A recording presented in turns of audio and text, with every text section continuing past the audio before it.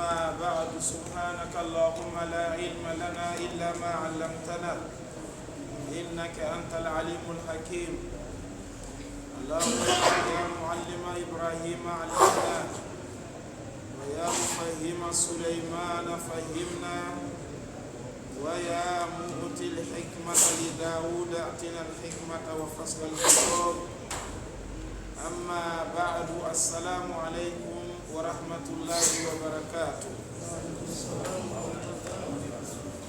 Louange à Allah, Seigneur de l'univers, la paix et la bénédiction d'Allah soient sur ces nobles messagers, Muhammad sallallahu alayhi wa sallam, le fils d'Abdullah, ainsi que sur sa sainte famille, sur ses fidèles et vertueux compagnons, et sur tous ceux qui les suivront sur la voie de l'islam jusqu'au jour de la rétribution. Ensuite, chers frères en islam, nous poursuivons notre tafsir par la permission d'Allah.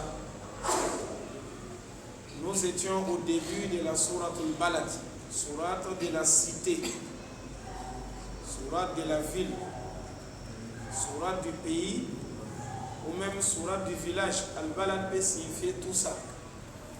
Mais ici, on a dit sourate al-Balad. Allah, il est en train de parler précisément à la ville de la Mecque. La ville de la Mecque, qui est la meilleure terre. Et c'est la terre la plus sacrée.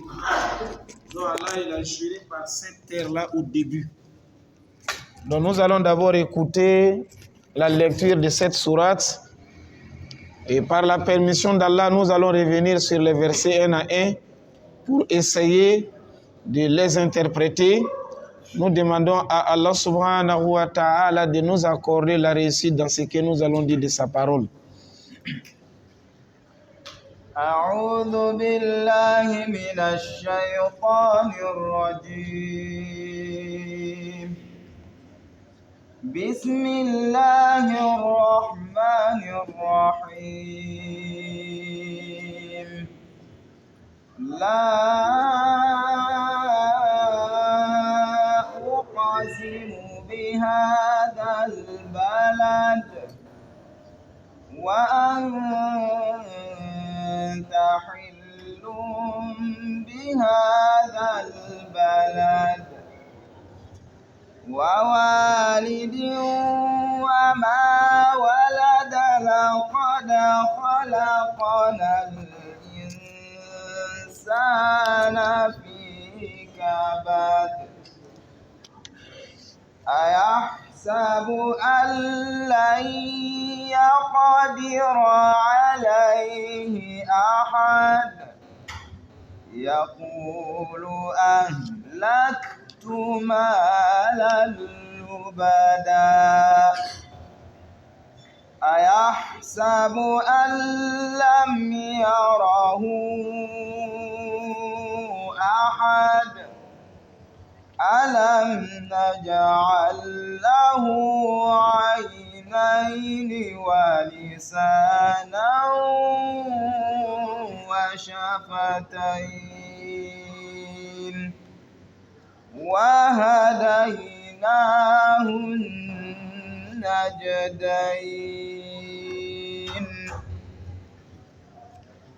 Alhamdulillahi Rabbil Alamin.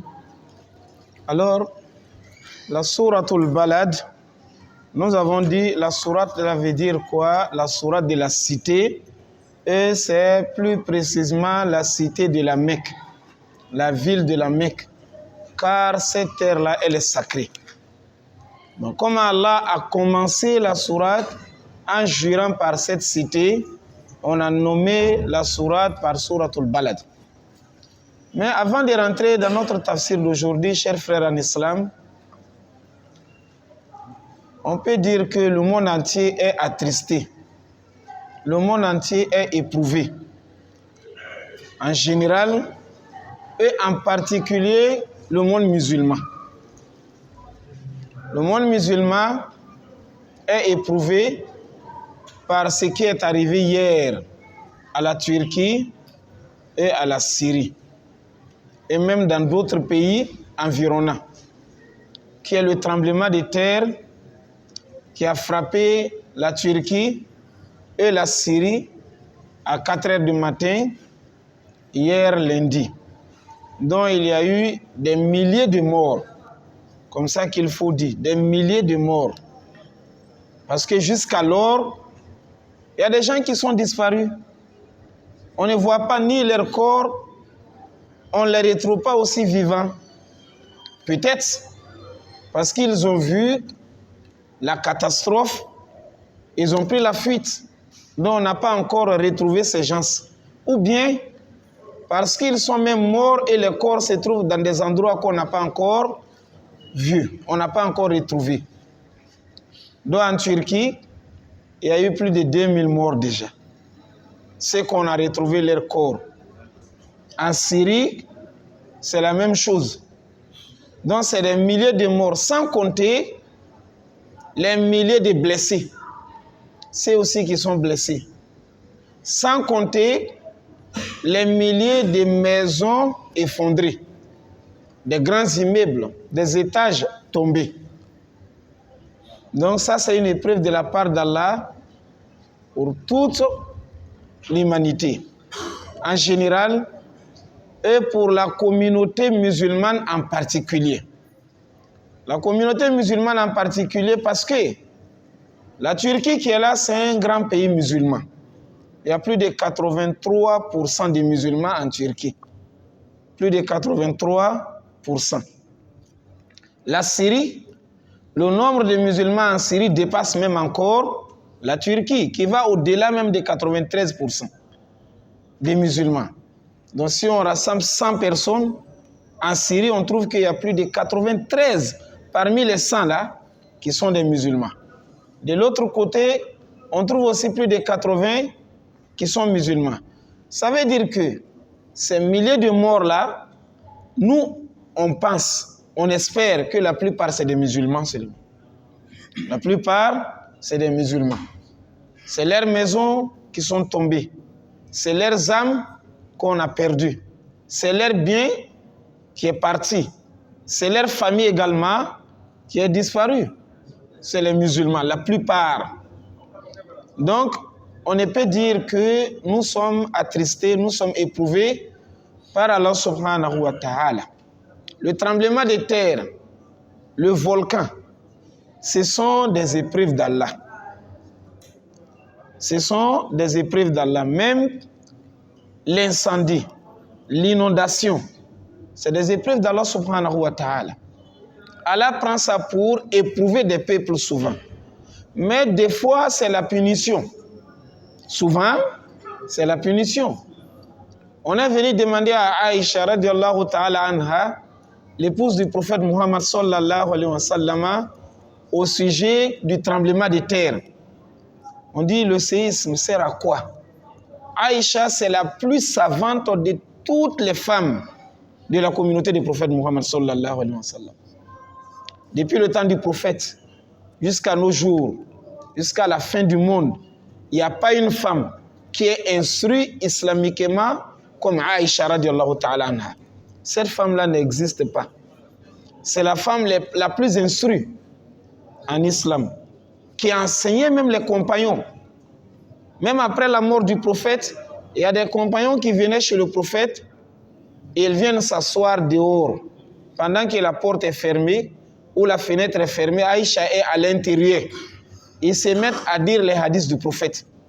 J'avais entendu le prophète avait dit ça. Aïcha, est-ce que c'est ça? Est-ce qu'il n'y a pas d'erreur? Même Abu Hurairata, il était dans ce groupe-là, qui venait vérifier leurs hadiths avec Aïcha radiallahu anha. Elle est dans la maison, elle écoute. Si y a l'erreur, elle dit non, là, il n'avait pas dit comme ça, mais il avait dit comme ça. Donc Aïcha, c'est la femme la plus instruite. Et même il y a des savants qui disent que Aïcha n'est pas la femme la plus instruite de cette communauté seulement, mais elle est la femme la plus instruite de toutes les communautés. C'est-à-dire la communauté de Nuh, communauté de Yahya, de Isa, de Ibrahim, toutes les communautés confondues, Aïcha est la plus instruite. Parce qu'elle est la plus instruite de la communauté du prophète Mohammed et encore la plus instruite de toutes les autres communautés. Les autres communautés sont en dessous de la communauté du prophète Muhammad sallallahu alayhi wa sallam. Donc, Aïcha, on l'a demandé, le tremblement de terre sert à quoi? Aïcha dit, c'est une épreuve de la part d'Allah. C'est une épreuve, c'est une tentation de la part d'Allah. Mais, elle dit mais, ça devient aussi une punition. Le tremblement de terre également, souvent c'est une punition. C'est une punition lorsque, elle dit lorsque le monde est plongé dans les désobéissances telles que la fornication, telles que la consommation du vin, telles que les musiques sataniques. Ce sont ces trois choses qu'elle a citées. Elle a parlé de zina, elle a parlé de khamr, elle a parlé de el-ma'azif. El-ma'azif, c'est les musiques sataniques. C'est qu'on utilise les orchestres. Les paroles qu'on dit dedans ne sont pas vérifiées. Les femmes sont nues, les garçons sont nus, comme ce qui se passe à nos jours. Aïcha dit, lorsque tu verras ces trois choses-là dominer, en ce moment, Allah frappe souvent le monde pour punir ce monde-là. Donc lorsque le musulman voit ça, il n'y a pas un doigt particulier pour dire lorsqu'il y a le tremblement de terre, il faut faire ce doigt. Mais il faut dire Allahu Akbar. Il faut dire Allahu Akbar. Ce qui vient de se passer là est une grande chose, mais Allah est plus grand que ça. Et maintenant, ça te sert de leçon. Toi, en tant que musulman, ça te sert de leçon. Et même ceux qui ont perdu la vie, si ce sont des mécréants, le musulman ne doit pas dire c'est bien. Le musulman, il ne dit pas que c'est bien. Si ce sont des musulmans, c'est encore le pire. Il est plus attristé. Il est plus éprouvé parce qu'il voit ça, c'est son frère. Ça, c'est sa sœur.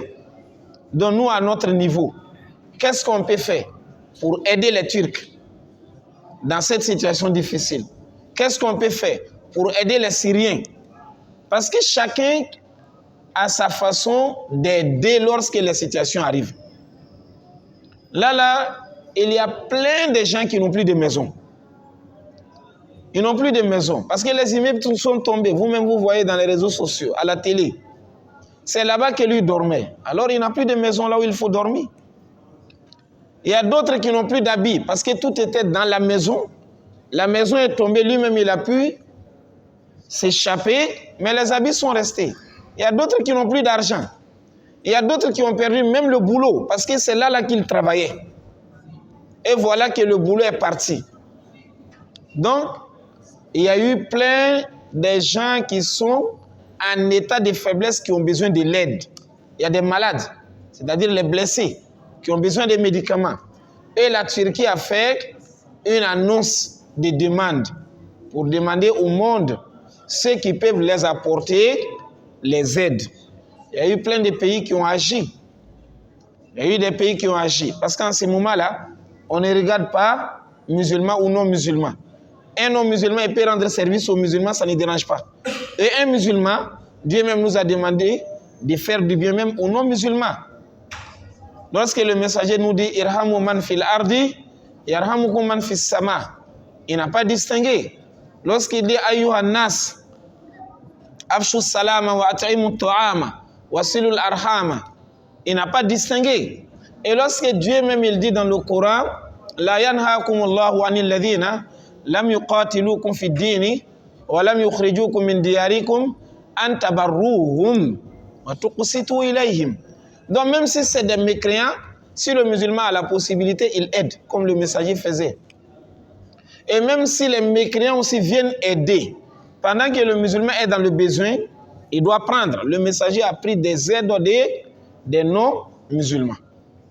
Donc là, nous prions Allah subhanahu wa ta'ala de pardonner tous les musulmans qui se trouvent dans les morts, parmi les morts.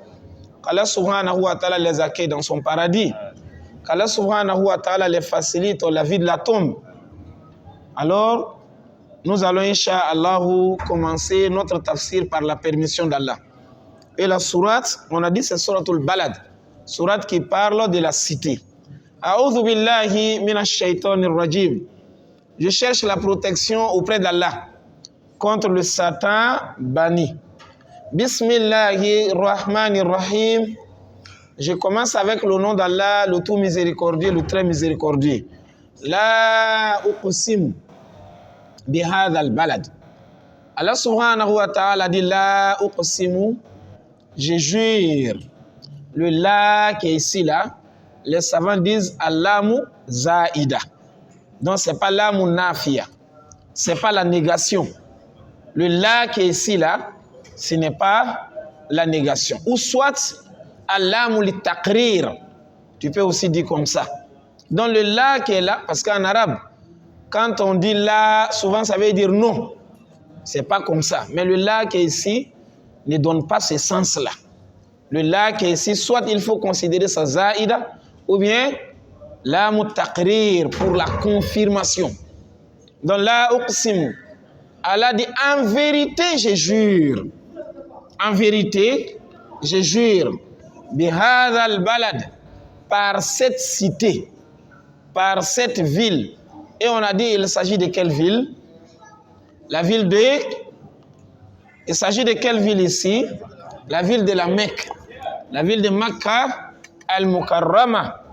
Donc Allah a juré par la Mecque. C'est une terre sacrée. C'est une terre sacrée et c'est l'endroit plus aimé d'Allah. Allah lui jure par la terre de la Mecque. C'est une terre sacrée. Mais nous, on ne doit pas jurer par la Mecque. On a eu à dire ici la fois passée que le musulman il jure seulement par qui? Par Allah. Il ne jure pas par une chose, peu importe la valeur de la chose, peu importe le rang ou la place de la chose, le musulman ne jure pas par ça. Mais Allah lui jure par ce qu'il veut. Il a juré par la cité de la Mecque. Je jure par la Mecque.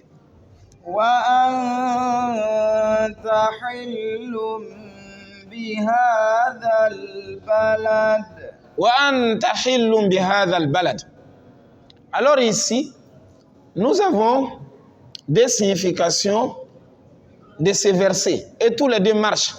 On a eu à dire ici que lorsque un seul verset peut donner double sens et que les sens là ne se contredisent pas, en ce moment on travaille avec tous les deux.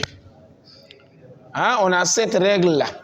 إذا كانت الآية تحتمل معنيين ولا تناقض بينهما فتهمل على المعنيين.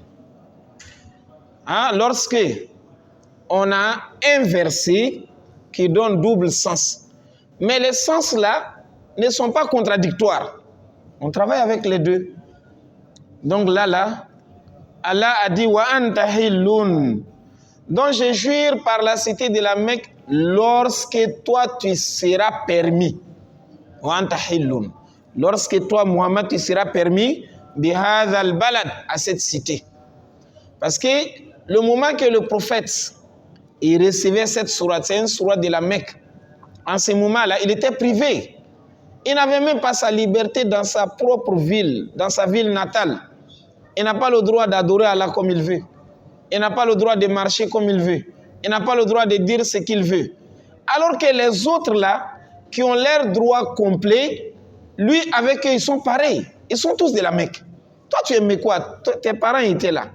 Tu adores les bois, tu adores les statues, il n'y a pas de problème. Moi aussi, je suis d'ici. Je suis mais quoi? Mais je n'ai pas le droit d'adorer mon Dieu. Pourquoi? Donc le messager, il était privé de ses droits. Donc c'est comme Allah dit, wa anta hillun. Je jure par la Mecque, lorsque tu seras permis, lorsque tu auras tes droits, bihad al-balad, à cette cité. Donc, si on va sur ces premiers volets-là, c'est comme Allah dit, je jure par la Mecque, mais je ne jure pas par la Mecque à tout moment, hein, mais je jure par la Mecque lorsque toi, tu auras tes droits à la Mecque. Parce que lorsque le messager a eu ses droits, la Mecque a eu encore plus de valeur. Ça a eu plus de valeur qu'avant. Parce que là, il a cassé les idoles. Là, il a interdit l'adoration des fétiches. Et il a instauré Tawhid avec Iman. Il n'y avait plus de mécréants à la Mecque. Donc, lorsque le messager est rentré, la sacralité de la Mecque s'est encore augmentée. Donc, si on va sur le premier sens, C'est comme Allah a dit, je jure par la Mecque, mais je jure par la Mecque lorsque toi, tu auras tes droits à la Mecque. Ça, c'est le premier sens. Et le deuxième sens, وَأَنْتَ حِلٌّ بِهَذَا الْبَلَدِ. Allah, après avoir juré par la Mecque, la uqsim bihadha al-balad, je jure par la Mecque, وَأَنْتَ حِلٌّ بِهَذَا الْبَلَدِ.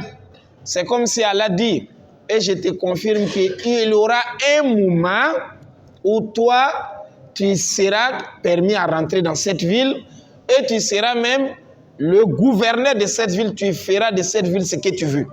Tu seras le chef. Et toi, tu seras autorisé de hadha al-balad, à cette cité, de faire tout ce que tu veux. Donc, le double sens marche avec ce verset. Il n'y a pas de contradiction. Alors, on travaille avec les deux, Inch'Allah.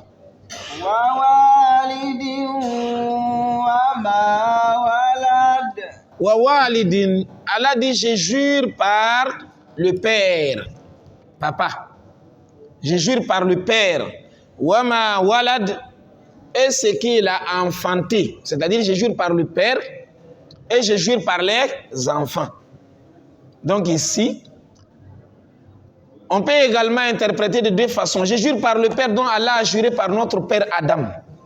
Allah a juré par notre père Adam. Wama walada, Allah a juré par les enfants de Adam, c'est-à-dire nous. L'être humain également, c'est un être sacré. C'est Allah qui l'a créé, il peut jurer par l'homme. Donc, on peut dire Allah a juré par Adam et il a juré par les fils d'Adam. Maintenant, d'une autre façon, on peut dire wa walidin, Allah a juré par tout père, c'est-à-dire tout papa. Wa ma walad et tout fils. Ça, ce n'est pas maintenant notre père Adam. Mais tout un père, Allah a juré par lui. Wa ma walad et Allah a juré encore par les enfants de ces pères-là. Par les enfants de ses papas. Donc, ça marche avec les deux. Donc, Allah, il jure par ce qu'il veut. Si on regarde dans ce verset, c'est comme Allah a juré par nous-mêmes. C'est comme Allah a juré par les hommes. Et on a dit ici, lorsque le musulman jure en disant je vais faire ça demain, il n'arrive pas à faire, il doit faire la compensation. Il doit faire la réparation. On a parlé de ces qualités de réparation. Et la solution pour ne pas tomber dans ce piège-là, si tu veux faire quelque chose dans l'avenir, il faut dire Inch'Allah. Je vais voyager demain, Inch'Allah. Je vais faire ce commerce-là demain, Inch'Allah. Je vais te rendre visite demain, Inch'Allah. En ce moment, si ça ne marche pas, tu n'as rien à faire. Il ne faut pas être comme l'histoire qu'on raconte dans les livres de la langue arabe. Là.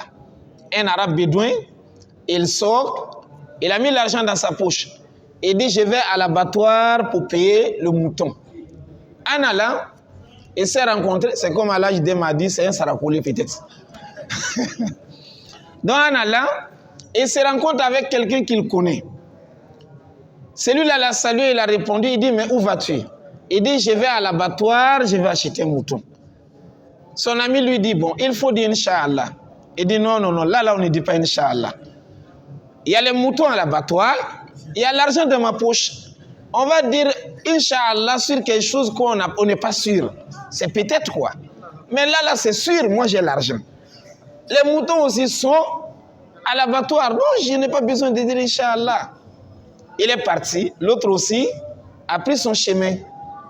En allant, voilà, il y a eu les troubles. Les gens ont commencé à fuir quelque part. Lui, il est rentré dans la foule pour fuir. Son argent est tombé. Il a cherché l'argent fatigué. Il n'a plus retrouvé l'argent. Il se retourne maintenant, il veut rejoindre la maison. Il se rencontre avec l'homme qu'il avait vu en allant. L'homme lui dit, mais qu'est-ce qui se passe? Il s'est mis à pleurer, il dit, Inch'Allah, mon argent est perdu. Là, il a reconnu la valeur de Inch'Allah. Inch'Allah, l'argent est perdu. Hein? Donc, ce que tu dois faire dans l'avenir, il ne faut pas oublier, Inch'Allah. Il ne faut pas négliger. Comme ça, si ça ne marche pas, tu ne vas pas gêner, tu ne vas pas nourrir les pauvres, tu ne vas pas habiller les pauvres, tu ne vas pas affranchir l'esclave, tu es sauvé. Donc Allah a dit, jure par quoi? Par le Père et par ce qu'il enfante. لقد خلقنا الإنسان في كبد. Alors Allah subhanahu wa ta'ala dit laqad. C'est vrai que si tu vois ce verset là, Allah a amené 3 articles pour la confirmation de ce qu'il veut dire. La première des choses, il a commencé par jurer. Al-Qasam. La uqsimu bi hadha al-balad wa anta hillun bi hadha al-balad wa walidin wa... Il a juré. Et quand on jure, ça veut dire c'est sérieux. Quand on jure, c'est que c'est vrai ce qu'on veut dire. Et quand Allah jure, il veut attirer notre attention avant de dire ce qu'il veut dire. Donc il a d'abord juré. Ça, c'est la première confirmation. La deuxième confirmation, l'âme qui est ici, là. Là, ça c'est maintenant le tawqid. Pour confirmer encore quelque chose. Al-lamu, le tawqid. Tu veux confirmer quelque chose. Layum bazanna. L'âme qui est là, ça veut dire c'est la confirmation. La nasfa'am bin nasiya. Donc al-lamu, le tawqid. Ça c'est encore la confirmation. Troisième chose, c'est qad. Qad li tahqiq. Pour confirmer. Donc 3 choses. Pour la confirmation de ce que Allah va dire. Il a dit quoi? Khalaqnal insana. C'est vrai que moi, Allah, j'ai créé l'être humain. Fi kabad. Sous une forme parfaite. Al-istiqama. Ça, c'est la première interprétation. Kabad, dont Allah l'a créé, il a mis sa forme, son image, sous une forme normale. Tu vois l'homme, sa tête est en haut, les pieds sont en bas. Et le dos est au milieu. Mais tu vois l'animal, la tête et par exemple ses fesses ont le même niveau et le dos le même niveau. Donc Allah subhanahu wa ta'ala, il a honoré l'homme, il l'a créé sous une forme normale. Donc il a dit laqad khalaqnal insana fi kabad. J'ai créé l'être humain sous une forme normale, une forme parfaite depuis le ventre de sa mère. Ça c'est la première interprétation. Et nous nous basons toujours sur ce qu'on a dit. S'il y a 2 interprétations qui les 2 marchent, on travaille avec les 2. Première interprétation, alors Allah a dit laqad khalaqnal insana fi kabad yani fil istiqama. Il l'a créé, alors il est sous une forme normale. Deuxième interprétation, laqad khalaqnal insana fi kabad. J'ai créé l'homme dans une vie de lutte. Kabad encore, ça veut dire la vie de lutte. C'est-à-dire il souffre, il traverse les passages difficiles. Et quand tu regardes les passages différents de l'être humain, tu trouveras toujours ce qu'il est en train de vivre, ce qui arrive après est plus difficile que ça. Quand il va changer encore, ce qui arrive après est plus difficile que ça. Lorsque nous étions dans les ventres de nos mères, là-bas, là, tu ne payes pas le courant, tu ne connais pas la facture d'eau, tu ne payes pas la maison, on ne va pas te dire l'argent des marchés. Là-bas, là, tu te nourris, tu n'as pas de problème avec quelqu'un. Il n'y a pas de soucis, il n'y a pas de maladie. Là-bas, la vie de là-bas était encore plus facile que la vie que nous menons ici. Dès que tu es né ici, là, surtout quand tu commences à grandir, les portes des problèmes commencent à s'ouvrir. Tu vas commencer à découvrir les dépenses, les soucis. Donc, la vie qu'on menait là-bas était encore plus facile. L'homme qui est dans le ventre de sa mère mange. Mais il mange les savants, on dit la nourriture passe par le nombril, ici, là. Donc, il a tout là-bas. Il n'a pas de problème.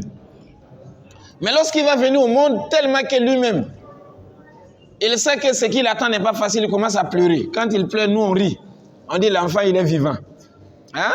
Il y a un savant qui dit, un homme fait un effort. Lorsque tu venais au monde là, tu arrivais seulement, les docteurs souvent, ils tapent même les enfants. J'ai vu un bébé, ils ont tapé jusqu'à ce que la trace même des doigts sont sortis. Parce que le bébé là ne pleurait pas. Ils ont tapé, il faut que le bébé pleure. Parce que c'est quand il va pleurer, on sait, ah vraiment il est en vie, il n'y a pas de problème.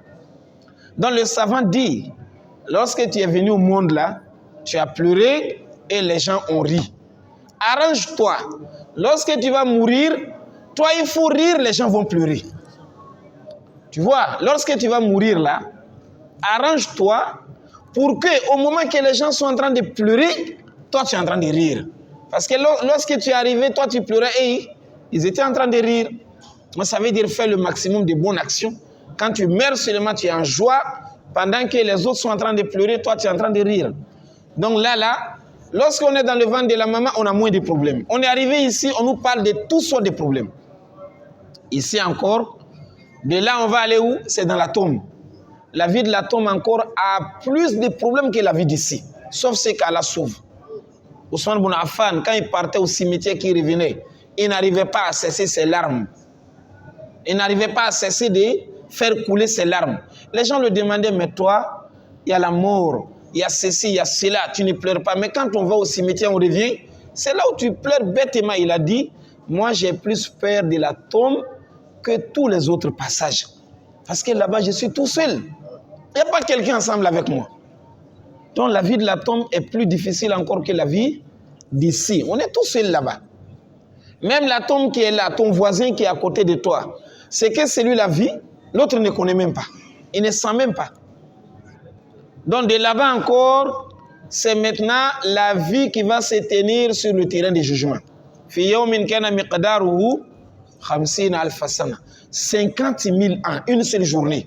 Les gens sont debout, sans manger, sans boire. Tu ne peux pas t'asseoir, ni dire que je vais aller à telle place. Tout le monde est là. Fala tasma'u illa hamsa. Il n'y a même pas de bruit, personne ne parle. 50 000 ans. Donc là-bas encore, c'est plus difficile que la tombe. Et qu'Allah nous en préserve. C'est lui aussi qui n'arrive pas à s'échapper s'il va dans, dans le feu de l'enfer. Là maintenant, c'est la catastrophe totale. Donc tu vois, Allah a dit laqad khalaqna l'insana fi kabad, dans une vie de lutte. Il ne fait que lutter. Il quitte un passage difficile, il va dans un autre passage. Et c'est plus difficile que ce qui est passé. Donc on peut expliquer ce verset-là de toutes ces deux façons, Inch'Allah, et ça marche. Ayahsabu an yaqdir alayhi ahad. Ayahsabu, non, l'homme pense, l'homme imagine, Allah yaqdira alayhi ahad, que personne ne peut contre lui. Ça c'est lorsque, surtout un jeune, il a la force, il a atteint un âge, il a les moyens, il a les relations. Il s'assoit souvent, non, non, moi je suis intouchable. Donc pour lui quand même, personne ne peut le faire quelque chose. Donc ça arrive souvent, l'homme pense qu'il est puissant. C'est là où Allah veut te rappeler, mais toi tu as été créé de quoi? Tu ne peux pas être puissant. Il pense que personne ne peut contre lui, l'homme. Donc insana ici, il y a des savants qui ont dit qu'Allah il parle de l'être humain en général. Mais d'autres disent non, al-insanu fi huna ma'na wal kafir. Il parle des mécréants. Donc le mécréant est en train de penser que Allah ne peut rien contre lui. Donc dans tous ces deux, on peut aussi, Inch'Allah, travailler. Donc l'homme pense qu'on ne peut rien contre lui. C'est comme le peuple de Ad disait, Man ashaddu minna quwwa. Et il disait, qui est plus fort que nous? Il disait à leur prophète, Houd, qui est plus fort que nous? Parce qu'ils avaient la force, ils étaient costauds. Donc Allah dit, l'homme pense qu'il n'y a personne qui peut contre lui. Yaqulu ahlaktu malan lubada. Yaqulu, voilà que l'homme dit, ahlaktu, j'ai dépensé. J'ai fait partie. Halak, c'est la destruction. Al-halak, c'est la destruction. Souvent même, al-halak, c'est la mort.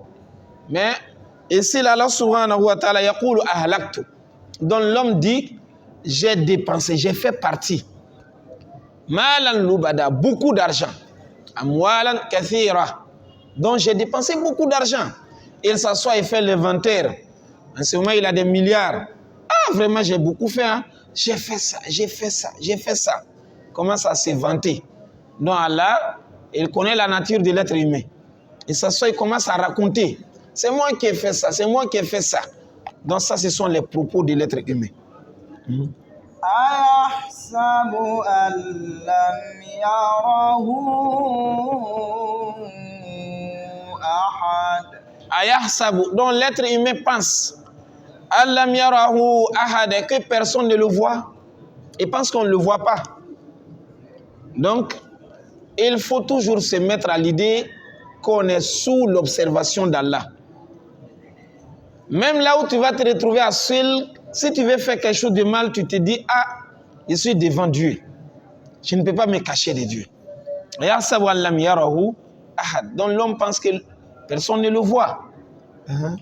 ألم نجعل له عينين Alam naj'al lahu, n'est-ce pas que moi, Allah, j'ai mis pour lui, c'est-à-dire, je lui ai donné aynayn, 2 yeux. Il a ses 2 yeux, c'est Allah qui lui a donné ses 2 yeux. C'est Allah subhanahu wa ta'ala qui a donné les 2 yeux à un être humain. Donc Dieu te rappelle en te disant, c'est moi qui t'ai donné ces yeux-là. Donc utilise les yeux-là dans ce que j'ai autorisé. Tu es dans une maison tout seul, fermée, les fenêtres sont fermées, les portes sont fermées. Tu as le téléphone, tu as la connexion. Tu peux rentrer partout, tu peux regarder tout ce que tu veux. Mais il faut savoir que les yeux-là, c'est Allah qui t'a donné. C'est Dieu qui te les a donnés. Utilise ça sur le chemin qui va plaire à Dieu. Alam naj'al lahu aynayn. C'est Allah qui t'a donné les yeux là. Donc il faut les utiliser comme Allah veut. ولسانا وشفتين Walisanan, Allah a dit, c'est moi qui t'ai donné également la langue pour parler. Ma yalfidhu min qawlin illa ladayhi raqibun atid. Tout ce que tu prononces là, il faut savoir que les anges sont là. Donc Allah a dit, c'est lui qui t'a donné la langue pour parler. Mais fais attention, dis ce qui plaît à Allah. Parce qu'il y a des anges gardiens qui sont là. Il a dit qu'il t'a donné lisanan, la langue, wa shafatayn, et les 2 lèvres. Les lèvres. Donc les lèvres servent à prononcer aussi certaines lettres. Dans la parole, souvent les lèvres jouent des rôles. Ajouter sur la langue, ajouter sur les dents. Donc Allah a dit, c'est moi qui t'ai donné tout ça, il faut les utiliser dans ce qu'Allah subhanahu wa ta'ala a autorisé. وهديناه النجدين Wahadainahu, et je l'ai guidé, il a guidé l'être humain. Najdain, en face des 2 voies, 2 routes. An-Najd, c'est la route. Mais Najd, c'est la route qui est difficile à pratiquer. C'est-à-dire, c'est une route comme ce qui monte vers les montagnes. C'est difficile à monter. Donc Allah subhanahu wa ta'ala a dit, Wahadainahu, j'ai guidé l'homme. Najdain, sur 2 voies. Imma shakiran, wa imma kafura. Il faut être reconnaissant ou bien il faut être ingrat envers les bienfaits d'Allah. Hadainahu najdain. Mais il y a des savants qui disent aussi, Wahadainahu najdain. Alors lorsque l'homme vient de naître, c'est moi Allah, je lui ai guidé vers le sein de sa maman. Il vient de naître, c'est un bébé, il ne connaît rien. Mais il sait que le sein là, quand on met dans la bouche, il faut utiliser la langue pour tirer ça pour boire. Je lui ai facilité le chemin, comment il va se nourrir dès le premier jour qu'il est né. Donc Allah subhanahu wa ta'ala, il a mis l'homme en face de ces 2 voies.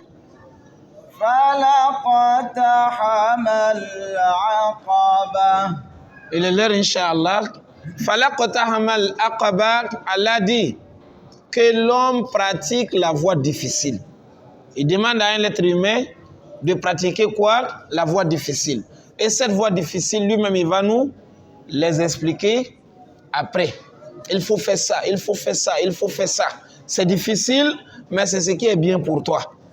Il va donner les détails, hein, tels qu'Allah subhanahu wa ta'ala dit fakku raqaba ou it'amun fi yawmin dhi masghaba yatiman dha maqraba. Donc il nous montre les bonnes actions. Il a déjà appelé ça la voie difficile. Emprunte la voie difficile. La voie difficile sert à quoi? Il va donner les détails. Fais ça, ça plaît à moi Allah. Fais aussi ça, ça me plaît. Il faut faire ça, je serai satisfait. Et enfin, Allah va agréer tes œuvres et il va te mettre dans le paradis. Donc il va citer quelques bonnes actions. Comme il est déjà l'heure, Inch'Allah, si Allah subhanahu wa ta'ala nous accorde le vendredi, nous allons commencer par le verset où nous nous sommes arrêtés. On demande à Allah subhanahu wa ta'ala d'accepter nos adorations, de pardonner nos péchés, qu'Allah aussi pardonne à tous ceux que nous avons perdus comme musulmans dans le séisme qui s'est passé en Turquie et en Syrie et même dans d'autres pays. Qu'Allah subhanahu wa ta'ala pardonne à tous nos morts, les anciens et les nouveaux, et qu'Allah subhanahu wa ta'ala accepte nos adorations.